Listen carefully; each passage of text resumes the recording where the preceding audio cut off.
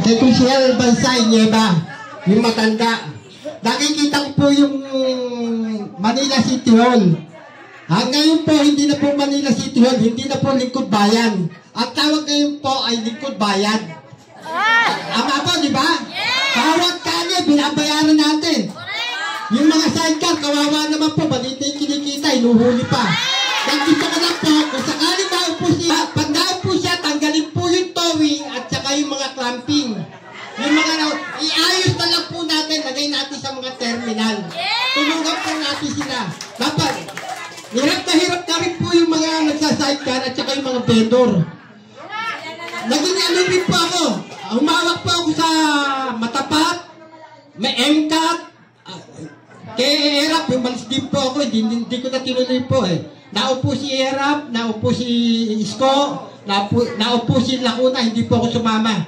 Nanahimik na lang po ako. Doon po ako sa sidecar ko, umupo. Yun lang po ako. Salamat po. Wala na lang ika-clamping natin. District 2 po. District 2. Ang daming fans. Magandang gabi po sa inyong lahat. Unang-una, ang ating susunod na mayora ng Lungsod ng Manila. Ako po magpapakilala muna. Kaso kilala nila ako lahat eh. Ako taga-district ko, si Arnel Romero, na taga-Galangin, Tondo, Manila. Kami po nagsilbi ng 45 years. Lahat sila kapatid ko. Hindi ko nababanggitin.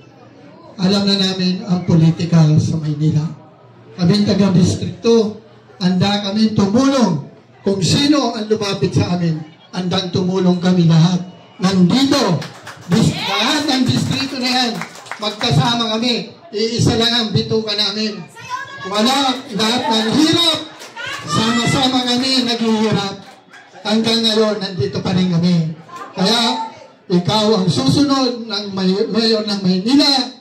Kaya ang mga kapatid ko nandito, sana naman yung puso natin nasa kanya na siguro. No? Ngayon, nandito tayo, inimbita tayo. Sana magkaisa tayo lahat.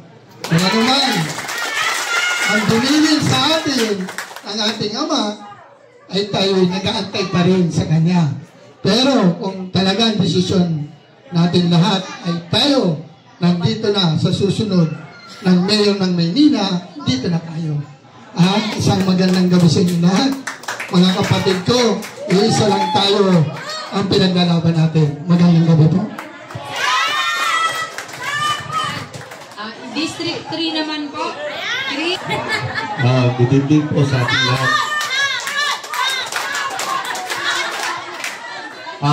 Papakilala po ako. Ako po si Kagawad Romy na taga Quiapo. District Coordinator ng 3rd District. Ma'am, ngayon ko lang po kayo nakita. Itong grupo na to ay kami pa yung magkakapatid yan. Ngayon, napagkaisahan po namin kami mga distrito na humarap sa inyo. Para yung samahan namin, may bigay namin sa inyo yung tulong namin. Makakaasa po kayo. Kahit wala pa po kaming bas-bas doon sa Ama namin. Pero nagdesisyon po kami na magtipon-tipon dito na makapunta kami lahat dito. So, dito po silang lahat umaharap sa inyo. Ako ba mga kasama, mga kapatid, tayo ba lahat ay para kay Ma'am Mara? Isang sigaw.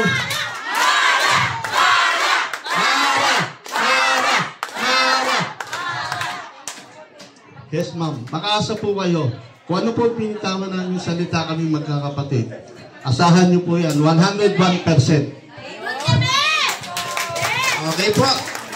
Paalala lang po ha. Hindi si Sarah ang inaano natin, si Mara po ha. Baka magkamali tayo. Mara po ang ating. Sa sobrang saya natin, magkamali si Sarah. Mara. Okay po, District 4. Okay po, kami. Good afternoon, good evening. Ako po representative ng District 4. Meron din ako naging manugang Tamundong. Pero ang ganda-ganda rin ng mukha. Ay, naanak ko lang po nung...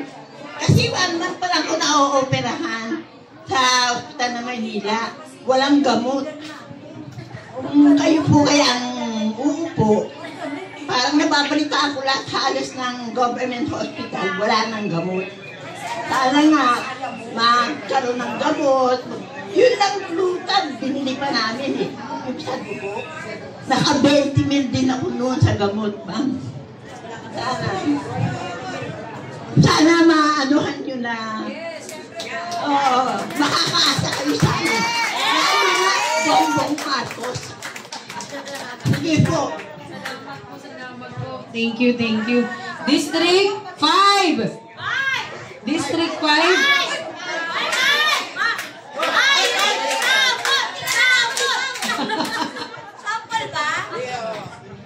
Wag na, baka umulan. Mamara, actually, ano pa, nagkita na tayo, nag-meet na tayo. So, sa mga ibang grupo, nagkakilala na kami ni Mamara. And na-open naman na po namin sa kanila yung adikain din nung samahan namin. So, ang hinihiling lang po namin, actually, yung mga nakaupo na nagpapalitan lang. Pagtapos ng tatay, asawa. Pagtas ng asawa, anak. Pagtas ng anak, manugang. So, sana mapalitan na natin yun. Hindi lang yung nakaupong doktora, nasabi doktora na wala namang pinagaling, kundi yung sarili, nagsusumba sa gitna ng bagyo. Samantalang yung ating Super Marathon doon, busy-busy doon sa pagbibigay ng tulong sa mga taga-senior citizen. Tama ba? Okay. So, yung adhikain ni Ma'am Mara na makatulong, unang-una nga po sa senior, dahil nanay ko senior na, kaya mahalin natin si Ma'am Mara.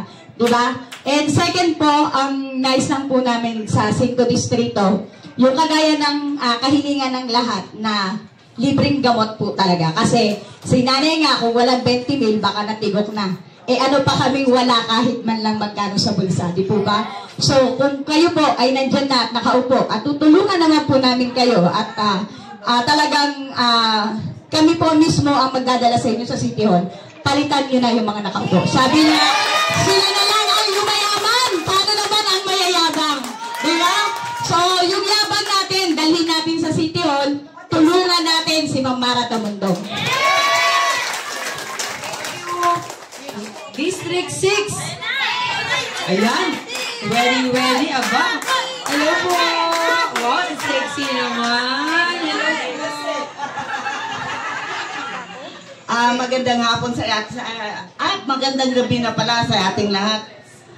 Naririnig naman natin kung ano ang programa ng ating susunod na mayora ng Maynila, si Mara.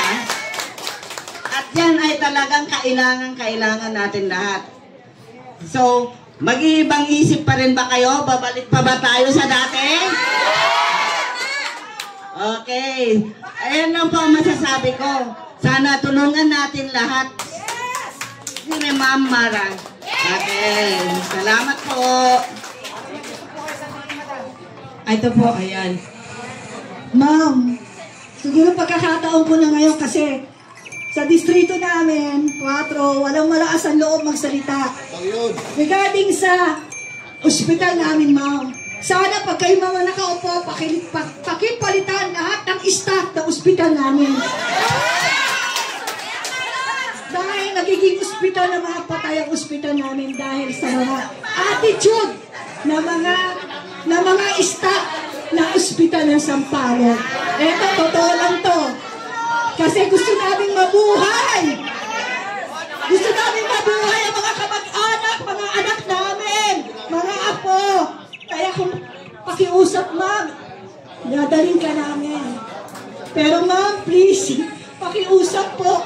Madami na umupong mayor pero hindi napalitan ang mga tao sa loob. Dahil puro pangako at puro palakasan, ma'am. Yun lang po. Salamat po, salamat. At least, ang maganda po dito ay nasasabi po ninyo talaga yung inyong nararamdaman. O baka meron pa kung gustong may magsalita, baka mabigat na yung dibdib nyo. Huwag naman po kayo matakot. Ako pong bahala sa inyo, wow. Talaga, ako pong bahala. Sige, sabihin nyo lahat.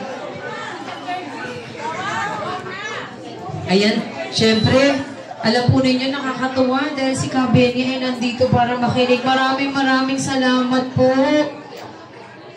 Taga 3rd District ko kami. Kagawad po ako ng Barangay 389, Kagawad Minda. Ang problema ho sa amin, meron nga naturingan na may kondo kami, pero hindi kami ang nakatira. Ang nakatira po ng mga taga City Hall. Na sabi ni Mayor noon, na nilis ko, na para sa mga taga Quiapo. Ang nangyari ho, para sa City Hall. Yun ang nangyari sa amin. Pati yung sa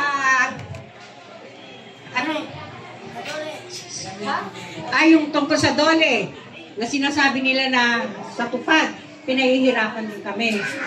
Kaya pabalik-balik yung mga tao, nakakaawa naman. Para kaming ginagawang timawa. Di ho ba? Kaya yun lang po ang tanghiling namin. Yung sinasabi nilang pabahay na para sa mahihirap, hindi ho namin nakamtan. Yun lang po. Maraming salamat po. Naku, naiiyak-iyak pa si... Sa akin naman po, sana po yung mga vendor, matulungan naman po ninyo. Kung sakaling magiging mayor man kayo, matulungan nyo sana yung tricycle driver, vendor, para may pangkabuhayan ng mga...